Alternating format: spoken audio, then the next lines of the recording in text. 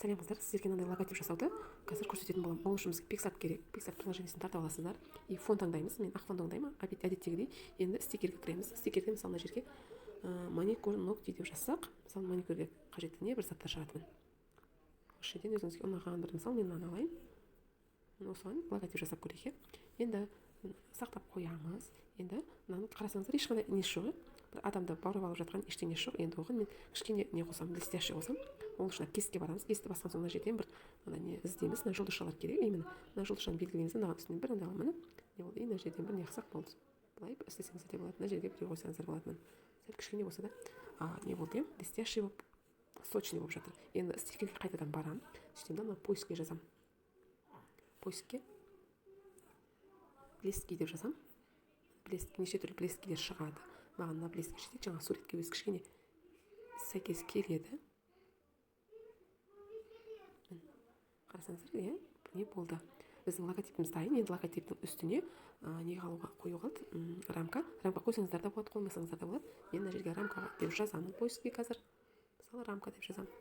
Мына рамка деп жазсаңыздар неше түрлі рамкалар шығады осылай. Осы жерден өзімізге қажетті рамканы таңдап аламыз. Мысалы мынаны таңдап алайын. Мына. Енді оны үлкейтеміз. Қарасаңыздар, не той. Сосын мынаны бүйтіп айналдырып аламыз да. Сосын мынаны бүйтіп үлкейтеміз.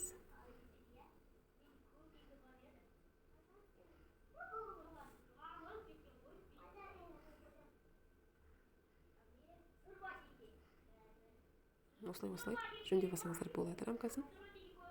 Чтобы сурет. Кішкене менде тағынан рамкасын жөндейді.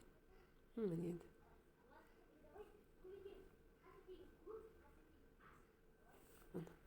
Рамкамыз дайын. Біздің логотипіміз де дайын. Немесе жаңа рамканы тағы да 5 рамка қойсақ та болады, немесе 1 рамка қойсақ та болады. Енді сохранить етіп телефонға сақтап аламыз. Сақталды. Енді осы логотипке сай шаблон жасау керек. Ол үшін қайтадан неге кіреміз? Фон таңдаймыз. Фон таңдаған соң стикерге барамыз. Жаңағы рамкамызды іздейміз. Мына жерге рамка деп жазамын. Жаңағы рамкамыз қайда? Мына рамка, осы рамканы үлкейтіп аламыз да былай айналдырып аламыз.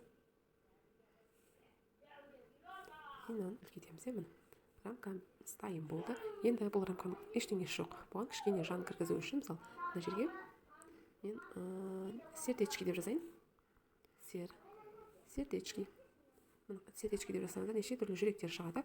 Осыдан өзіміздің рамкамызға сай жүректі таңдап көрейік. Мысалы мынаны таңдап көрсем.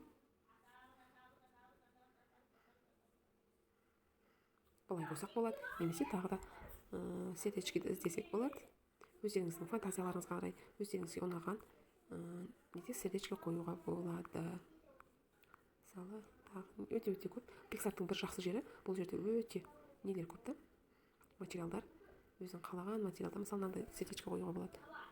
Кішірейтіп, мынаның орнына былай істеуге болады. Мысалы, немесе мынау. По-моему, анау айтайын тұр, міне солай қойдық па. Енді мынаның ішіне жазуға болады. Мысалы, отзывы деп, қандай гелевый маникюр деп жазып қоюға болады. Немесе, мысалы, стикерден тағы да мен не іздесем болады? Дым. Мына жерге дым деп жазсам. Дым шығады. Неше түрлі дымдар. Мысалы, қарасаңыздар, мен неше түрлі дымдар шығып жатыр. Осы жерден өздеріңізге ұнаған бір дымды таңдап алуға. Мысалы, мынаны қойып көрейік. Коронасы барлар қыздар, олардың барлығы сатылатын нелер. Ана коронасы жоқ нелер, оның барлығын тегін ала аласыздар. Енді мынаған текст жазып көрейік. Не деп жазамыз? Гелевый.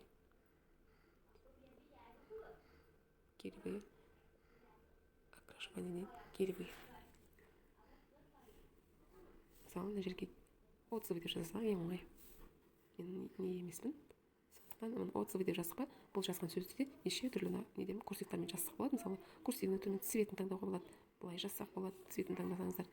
Мына жерден қалаған бір цветті таңдап алуға болады. Міне. Көрдіңіздер ғой. Бізге мына цвет кішкене подходит, немесе қара цветпен жасақ болады. Себебі біздің бағанағы неміз қара цветте, лагымыз жағып жатқан лагымыз. Отзывы деп осылай өздеріңізге дайын шаблон жасауға болады. Енді осы шаблонды сақтаймыз. Дальше осылай сақтап ала аласыздар. Осылар жаңадан қайтадан тағы да шаблон жасап, жаңа шаблон өздеріңіздің арнайы жаңа шаблонды қоюға болады. Шаблон дегеніміз қыздар, мынандай инстаграмға кірген кезде сториздің шаблонын айтып жатырмын. Мына жерде мен фотошоп